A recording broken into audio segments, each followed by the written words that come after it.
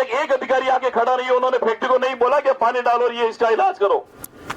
हम जब कल यहाँ आए थे, डेली निकलते हैं, लेकिन इतनी धूल उठती है, इतनी हवाएं चलती है कि आम आदमी का जीना भी मुश्किल हो जाता है। और इन बेईमानों ने, फैक्ट्री वालों ने प्रशासन से मिलकर गरीब लोगों की सरकारी जमीन को बेदखल कर दिया, उनको कोई मुआवजा नहीं मिला। और जिन लोगों की जमीनें उन्होंने खरीदी, उनमें से कितने लोगों को रोजगार दिया आप लोगों के सामने। शायद मुझे लगता है जितना लोगों की जमीनें थी, उनको कम से कम एक जमीन जिन्होंने दी, उससे घर से एक व्यक्ति को रोजगार अगर दे देते तो शायद आज हमें यहां खड़ा नहीं होना पड़ता। मेरे किसी भाई को, मेरे किसी परिवार के व्यक्ति को यहां रोजगार नहीं चाहिए, लेकिन मेरा फर्ज बनता है कि मैं जैतान का विधायक हूं और जैतान क्षेत्र के लोकल लोग जिनके पास में ITI किया हुआ है, बीटेक किया हुआ है, एमटेक है, कंप्यूटर की डिग्री है, RSCST है, चाहे वो बाहर ही पढ़ा लिखा भी क्यों नहीं हो, लेकिन जो योग्यता के अनुसार आपके प्लांट में काम करने वाले लोग हैं, जो किसी दूसरे शहर से आते हैं, पाली के बाहर के जिले से आते हैं, उनकी पहली प्राथमिकता बनती है कि आप लोग उनको लगाएं। मैंने लगातार प्रयास किया फैक्ट्री वालों से बात करने के लिए, और जब पिछले 2 महीने से हम लोग ये प्रयास कर रहे हैं, उसमें हमारे प्रधान जी भी साथ थे, हमारे सब मंडलाध्यक्ष भी साथ थे, हमारे सरपंचगण भी साथ थे। उनसे हमने निवेदन किया भाई आप लोग इनसे बात करो एक बार। उन्होंने कहा था कि हम अधिक से अधिक लोगों को, जब सीमेंट बनना शुरू हो जाएगी, प्रोडक्शन शुरू हो जाएगा, उसके बाद हम लोगों को लगाएंगे। लेकिन नतीजा क्या रहा, ये हम सब लोगों को बेवकूफ बनाते रहे और फैक्ट्री प्रशासन को खरीद के उनको अपने साथ में मिलाती है। तब जाके स्थिति बनती है कि जबरदस्ती प्रशासन ने वो गेट खुलवाया। अरे तुम गेट तो खुलवा सकते हो, लेकिन हमारे जो नौजवान भाइयों की बददुआ जो मन से निकलेगी, उनके मां बाप की बददुआएं निकलेगी, उससे तुम लोग बच नहीं पाओगे। क्योंकि हम अधिकार मांगते हैं, हम इस क्षेत्र में जाए जन्मे लोग हैं।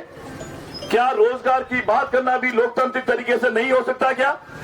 कुछ दिनों पहले जब यह लेबर अंदर काम कर रहे थे, किसी व्यक्ति की डेथ हो गई, दुर्घटना हो जाती है, मानते हैं।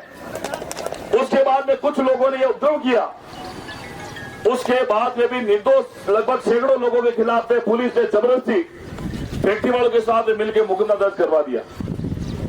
और मैं कहता हूं कि बिल्कुल निर्दोष लोग, जिन्होंने बेचारों ने हाई कोर्ट में लाखों रुपए लगाकर जमानत अपनी करवाई, महीने महीने भर जेल के अंदर है। और मैंने SP साहब से लगातार नीचे SHO तक ये डिमांड करी थी कि आप ईमानदारी से जांच करो, अगर कोई उपद्रव करता हुआ व्यक्ति मिलता है उसके खिलाफ अवश्य कार्रवाई करें। लेकिन जो बेचारा इस रोड के पास से निकल रहा था, कोई उपद्रव होते को देख रहा था, उसका जबरदस्ती वीडियो में आगे को उसको भी आपने मुलजिम बना दिया। क्या ये पुलिस के काम करने का तरीका है? मैं ये सोचता हूं कि चाहे पुलिस का कितना भी बड़ा अधिकारी हो, चाहे प्रशासन का कितना बड़ा अधिकारी हो, लेकिन आपका बेटा भी पढ़ लिख कर नौकरी लग जाए, कोई गारंटी नहीं है। आज अगर बलर टुकड़ा में नहीं तो किसी और फैक्ट्री के बाहर हमारी तरह से संघर्ष करता हुआ नजर आएगा।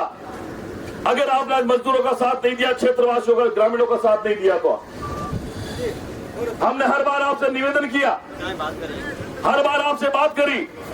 हमने कहा हमारी बात इतनी सी है, स्थानीय व्यक्तियों को रोजगार दो।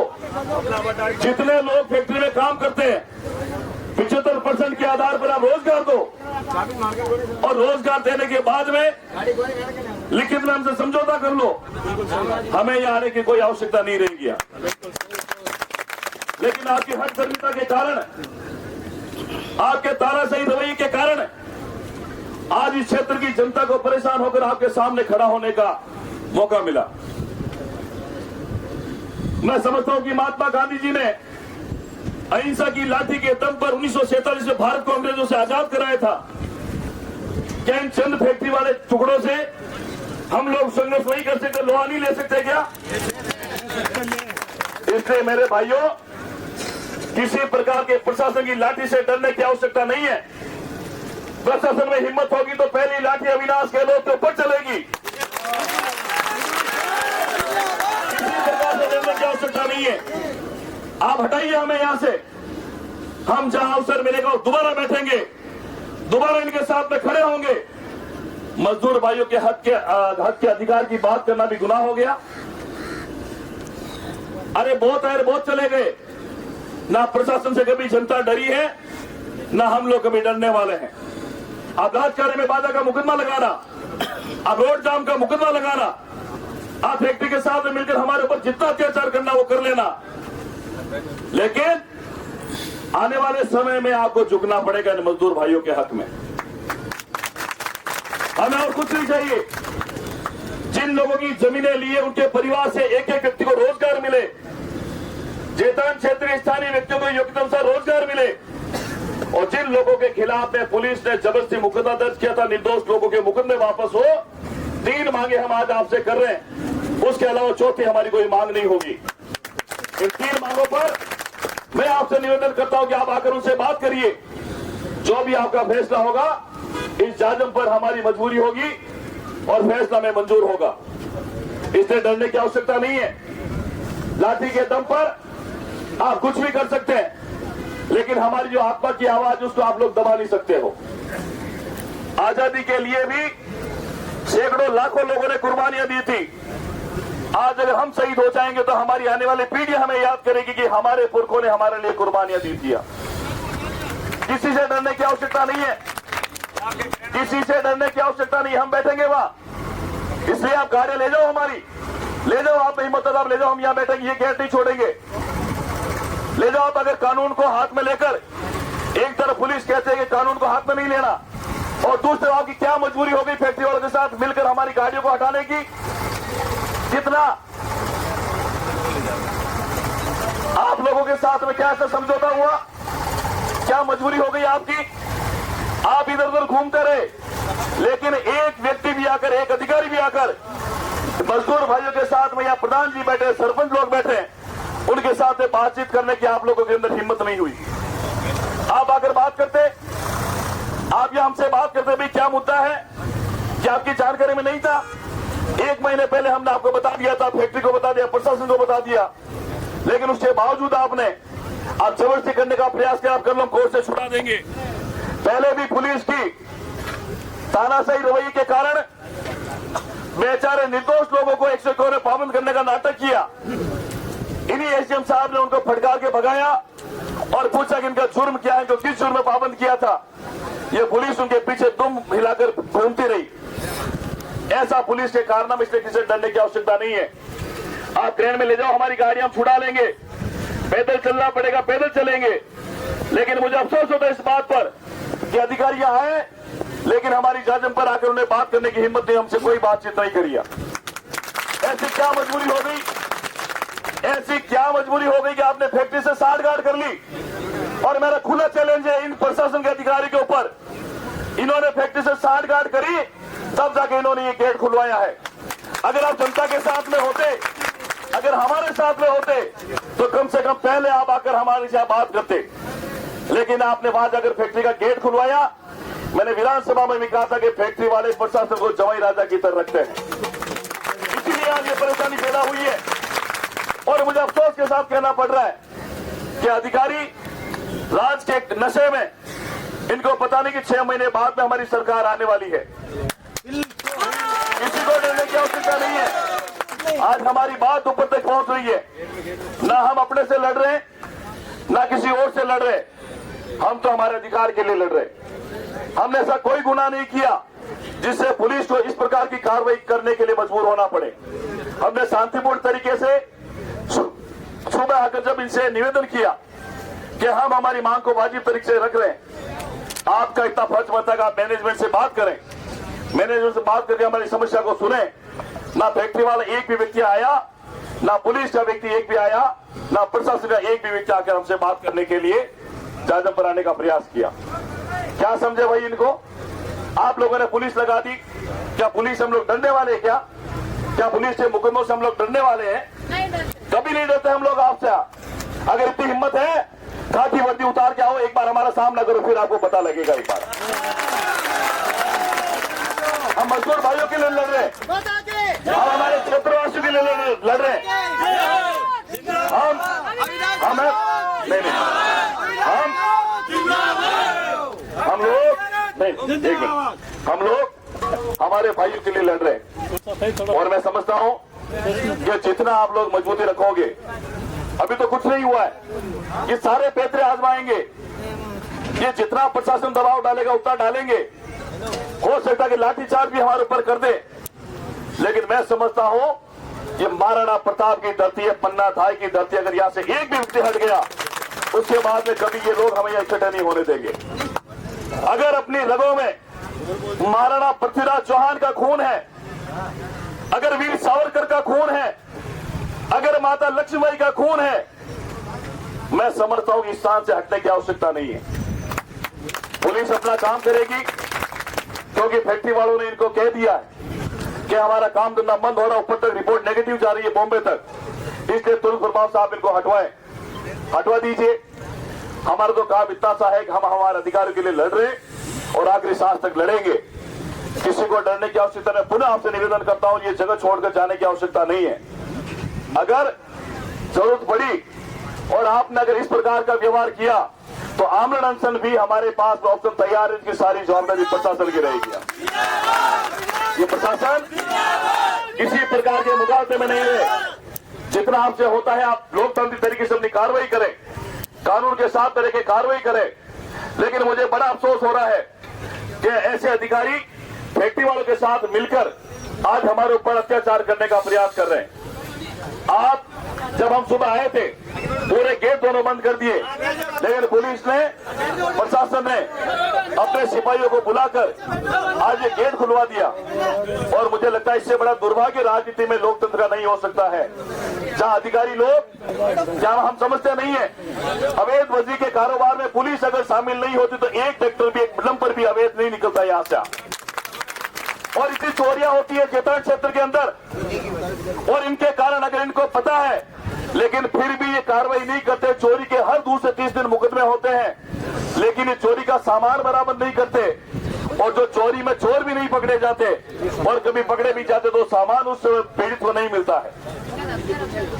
आज हर दूसरे दिन हत्याएं हो रही है, हर दूसरे दिन हत्याएं हो रही है, लेकिन ये कोई कार्रवाई नहीं करते। हमारे पास भी अगर आप लेने दो यार, कोई नहीं यार, ले जाने दो ना, कोई नहीं, क्या फर्क पड़ेगा बताओ एक बार। बस मैंने पहले बोल दिया हटाओ यहां से ले जाओ, लेकिन हम लोग यहाँ डटे रहेंगे, इसलिए आपको किसी प्रकार से डरने की आवश्यकता नहीं है। मैं तो ये कहता हूं जो जो लोग बैठे अपने और लोगों को फोन करके बुलाओ और सामना करने के लिए इनसे तैयार रहो। अगर आज हम लोग अगर इकट्ठे नहीं हुए, खड़े नहीं मिले, तो कल अपने लिए ये भविष्य अंधकार में होगा। इसलिए मैं आपसे निवेदन करता हूं कि आप लोग किसी प्रकार से डरने की आवश्यकता नहीं है। ये कह रहे हैं कि ये परिधि क्षेत्र है फैक्ट्री का, अरे मैं कह रहा हूं किसी पब्लिक रोड पे, जो पीडब्ल्यू की रोड है, वो किसी फैक्ट्री के परिसर में आ सकती है क्या? क्या इधर आने जाने का रास्ता बंद कोई कर सकता है क्या? आने जाने का रास्ता खुला है। हम इस फैक्ट्री के खिलाफ में नहीं है, फैक्ट्री के रोजगार के खिलाफ में नहीं है, लेकिन इस बात के खिलाफ में है कि हमारे स्थानीय व्यक्तियों को रोजगार मिले। इसके अलावा हमारी कोई डिमांड ही नहीं है। हमारी तो सिर्फ इतना है कि हमारे क्षेत्र के लोगों को रोजगार मिले, इस बात को लेकर हम लोग यहाँ इकट्ठे हुए। और फिर आप लोगों से निवेदन करता हूँ कि आप लोग यही विराजन हैं, जो भी होगा देखा जाएगा, किसी को उठकर जाने की आवश्यकता नहीं है। गाड़ी मेरी भी ले जाएंगे, मेरी भी गाड़ी खड़ी है, इनको पता है कि मेरी गाड़ी खड़ी है, लेकिन फिर भी ले जाए तो ले जाए, कोई फर्क नहीं पड़ता। दूसरी गाड़ी लाएंगे, कोई आवश्यकता नहीं, पैदल चलेंगे, टेम्पो में चलेंगे, टैक्सी में चलेंगे, लेकिन मजदूर भाइयों के लिए यहाँ पे करेंगे। बहुत बहुत धन्यवाद आपका।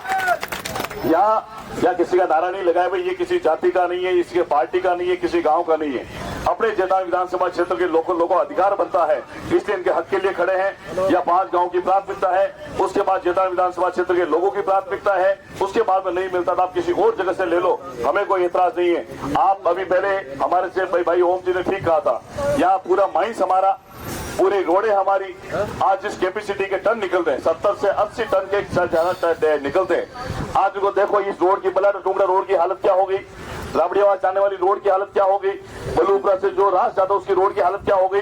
क्या कभी पुलिस प्रशासन ने फैक्ट्रियों के साथ मिलकर बात करी कि आप 80 टन का टेलर निकलता है, आप रोड बनाए क्या कभी? यहाँ कभी नहीं बनाते।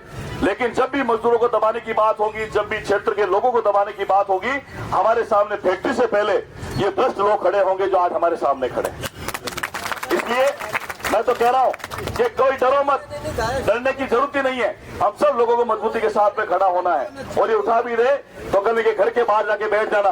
आखिर में ये कब तक हमें हटाएंगे वहां से? हमारे पास में दूसरा हमारे जो लोकतंत्र का अधिकार है बाबा साहब भीमराव अम्बेडकर ने दिया था अंतर का, वो भी अधिकार है। हम महात्मा गांधी के अनुयायी हैं, दूसरे वीर सावरकर के अनुयायी भी है। हम शास्त्र पढ़ना भी जानते हैं, तो दूसरा शस्त्र का काम तो पुलिस वालों के पास में है। लेकिन अब वो जमाना भी नहीं है कि महात्मा गांधी की तरह एक गाल पे अगर चाटा लगाएंगे दूसरा गाल आगे कर देंगे, किसी सूरत में अब ये रजिस्ट्रियां नहीं होगी। इसलिए आप लोग मजबूती के साथ में डटे रहे, और हम सब लोग अपने अपने काम में अपनी जो मुख्य मांग है उसको करेंगे। आप किसी प्रकार से आप लोगों को डरने की आवश्यकता नहीं है। इनको जाने दो, ये करने दो। हमें यहाँ बैठना है, अगर खाने की व्यवस्था होगी तो खाने की व्यवस्था भी करेंगे, पानी की व्यवस्था भी करेंगे, और भी कोई आप लोगों की अगर होगी वो व्यवस्था करेंगे। आपको किसी प्रकार डरने की आवश्यकता नहीं है।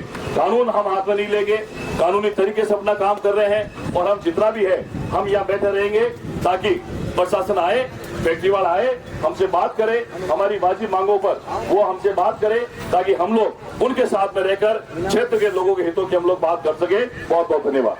जितने भी योग्यता वाले लोग हैं जो आपकी फैक्ट्री में काम कर सकते हैं, और जितने काम करते हैं उसका 75% के करीब हमारे क्षेत्र के लोगों को लगाए। उसमें से पहली प्राथमिकता हमारे इन 5-6 गाँवों को रखे, चाहे वो बलाड़ा हो, चाहे टोंगड़ा हो, चाहे मैसिया हो, चाहे दागला हो, चाहे आसलाई हो।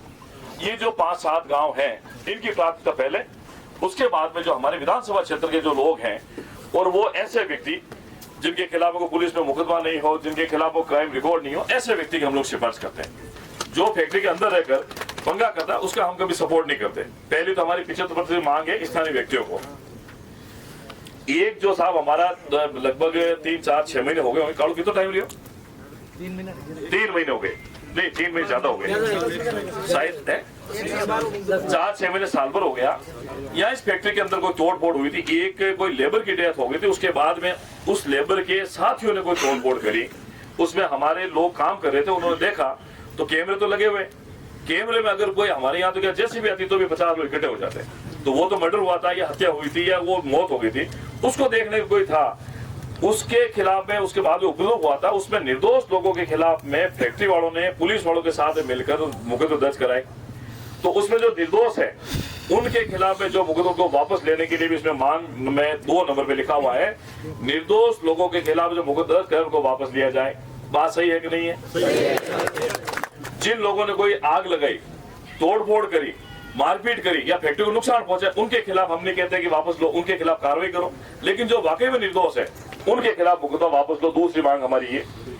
तीसरा, ये देखो साहब, हमारे अगर इनके अधिकारी होते हैं, एसडीएम साहब तो खुद ही जानते हैं, 11 नौकरी पास करने के बाद 12वीं सर्विस लगी है आरएस अधिकारी के रूप में, तो सारी चीजों से वाकिफ है। गांव की रोडों की क्षमता होती है 25 से 30 या 25 टन कैपेसिटी की, और आज इस फैक्ट्री से कितने टन निकलता माल? 80 टन से कम किसी महीने 70 से 80 टन का एक टर्बा और टेलर निकलता है। उसके कारण से हमारे जो गांव की रोड है वो सारी खराब हो गई। डिपार्टमेंट के पास इतना पैसा नहीं होता है, करवा नहीं पाते, हमारे पास इतना पैसा नहीं हम ठीक करवा पाते। तो एक तो क्या आपके इस फैक्ट्री के कारण ये जो ट्रेलर ट्रक निकलता है उसके कारण जो रोडें खराब हुई है उसका पुनर्निर्माण आप सर्वे कराकर पीडब्ल्यूडी अधिकारी के साथ मिलकर, एचएम साथ में मिलकर हम भी आपको बताएंगे जहाँ के ट्रेलर ट्रक निकलते हैं उनको वापस ठीक करवाया जाए। मांग सही है कि नहीं है? चौथा, भाई देखो, सारी फैक्ट्रियों में एक सरकार का नियम बना हुआ है कि आपकी जो लाभांश का 2% हिस्सा है वो सीएसआर पर खर्च होता है, और आपका ये सीएसआर का पैसा गांव के विकास के लिए खर्च होता है। और वहां जहां आपका मतलब खनन प्रभावित क्षेत्र है तो डीएमएफटी का अलग होता है, लेकिन आप खुद करते हैं, फैक्ट्री वाला खुद सीएसआर का पैसा खर्च करते हैं। तो हमारे जो फाउंडेशन के माध्यम से 4-5 पंचायतें हैं आपके खनन प्रभावित, उसमें भी सीएसआर का पैसा लगाया जाए। वो इसलिए मैं निवेदन कर रहा हूँ कि रास के अंदर भी ऐसा होता है, अंबुजा वाला भी करता है, निर्मेक्स वाला भी करता है, कोई भी फैक्ट्री होती है वो करती है। तो इसमें आपकी तरफ से हमें अभी तक सहयोग मिला नहीं, आपका प्रोडक्शन शुरू हो गया, आपका लाभांश मिलना शुरू हो गया, तो सीएसआर में 3-4 पंचायतों को जो नजदीक वाली है उनको गोद लेकर आप वो सरपंचों के आधार पर, पंचायत समिति या जिला परिषद में कोई भी जनप्रतिनिधि की सहमति से वो सीएसआर के काम आपको करवाने हैं। एक मांग हमारी ये। एक हमारी 5वीं मांग ये है कि आप जो फैक्ट्री में चलाते हो उसमें जो कॉन्ट्रैक्टर हैं अंदर, आपके जो वेंडर हैं, उसमें लगभग सारे बाहर के, आपने किसी व्यक्ति को लोकल को इक्का दुक्का को छोड़कर किसी को आपने दिया नहीं है। तो हमारी ये भी मांग है जैतान क्षेत्र के बाहर के जितने भी कॉन्ट्रैक्टर है उनके स्थान पर यहाँ के लोगों को वेंडर कोड खोल के उनको रोजगार दे, उनको कॉन्ट्रैक्ट वर्क दे, ताकि जो काम वो करते हो हमारे क्षेत्र के करेंगे तो आपके रोजगार में जो 75 हम कह रहे हैं उसमें भी पूर्ति हो जाएगी। आप लोग कहते हो 50 किलोमीटर 60 किलोमीटर 100 किलोमीटर के दायरे के बाद लोगों को लेंगे तो वो भी हमारे साथ अन्याय है। आज अगर एक मेहता का व्यक्ति काम करता है तो वो यहाँ बल्लाड़ वाला क्यों नहीं कर सकता है, ढोकड़ा वाला क्यों नहीं कर सकता, जेतान वाला क्यों नहीं कर सकता। तो एक वो मांग हमारी बाहर के कॉन्ट्रैक्टर के स्थान पर हमारे क्षेत्र के लोग कॉन्ट्रैक्ट दिया जाए। हमारा छठा है भाई कि ये जो आपके देखो आप सुबह से देख रहे हैं कि इस रोड के कारण इतना पोल्यूशन होता है। आपके जो ये प्लांट बना उसके बाद में आस पड़ोस के जितने भी हमारे काश्तकार हैं उनकी जमीनें अधिकतर तो आपने ले ली, जिन लोगों ने नहीं दी वो खेती के ऊपर जीवन यापन करते हैं। और जब खेती करते हैं आपके पोल्यूशन के कारण, चाहे वो ये ट्रेलर चलते हैं उसके कारण हो, चाहे आपके चिमनी से निकलता धुएं की वजह से हो, तो वहाँ पोल्यूशन इतना होता है क्योंकि फसलें खराब हो जाती है। तो उनको चिन्हित करके पटवारी से तहसीलदार से रिपोर्ट लेकर या गाँव वालों से मिलकर उनका सीमांकन करके जो जो इसके पड़ोस में प्रभावित है उन काश्तकारों को आप मुआवजा देने की कृपा करें। जो रास के अंदर दे रहे हैं, जो और प्लांट के अंदर दे रहे हैं, वो भी हमारी एक मांग है इसके अंदर। एक अंतिम बात जो ये थी कि जब आपने एल&टी को कॉन्ट्रैक्ट दिया था उस समय काफी लोग हमारे क्षेत्र के लगे थे, आपने लगाया भी था। एल&टी का काम पूरा होने के बाद में आपने उनको बाहर कर दिया, गेट पास बंद कर दिया। तो जो लोग 2 साल से काम कर रहे थे जिसमें अनुभव है उन लोगों को आपने निकाल दिया। तो क्या वो लोग अपने यहाँ काम में नहीं कर सकते उनको वापस लगाने के लिए? और ये पहले भी जब भास्कर बिश्नोई साहब एसडीएम थे उन्होंने यहाँ जब भास्कर साहब थे तो उनके साथ में बातचीत हुई तो उन्होंने कहा था कि नहीं ये गलत है और जो भी लोग काम करते हैं उनको वापस लिया जाए। तो आपने जिन लोगों को वापस निकाला है, अगर एक फर्म अगर चली जाती है तो फैक्ट्री में तो काम रहता है, ये बहुत सारा काम है। नए लोगों को लेने की आवश्यकता, उन्हीं में से अगर हम लोग लगा ले बहुत सारा काम होता है, वो काम भी आपसे करने के निवेदन है। और एक विशेष रूप से जो जन सुनवाई हुई थी बलाड़ा के अंदर, जिसमें एडीएम साहब आए थे, एचएम साहब आए थे, तहसीलदार साहब आए थे, साहब भी आए थे, उस जन सुनवाई के अंदर जो बातें सहमति हुई थी उनकी पालना कराने के लिए आपसे निवेदन है जो इस मांग पत्र के माध्यम से आपको दिया जा रहा है।